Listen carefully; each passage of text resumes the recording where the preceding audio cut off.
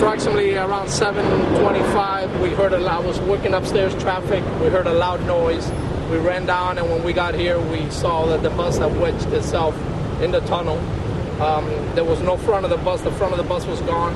So we had to try to get in somehow because the door wasn't working. So we jumped on top of the bus and went in through the front. I was the second or third officer on scene. We went in. There were a couple of people on the floor that had flown out of their seats.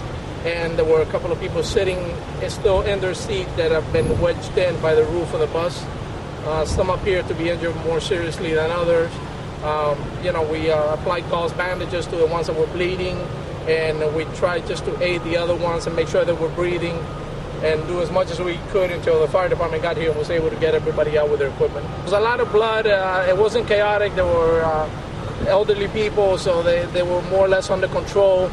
There were some on the floor that had flown out of their seats, and the ones that were sitting in their seat that were injured and would not be moved from there until they were taken out. They were all very calm, and some of them spoke to me. They told me their name, if they had a medical condition and everything. But it wasn't chaotic at all. It was just very bloody. Everybody had cuts and scrapes. I believe the driver was not hurt because I spoke to him, and he told me he was the driver.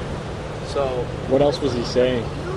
That's it. I mean, he just told me he was the driver. He couldn't open the door, and that's when we jumped in the front of the bus.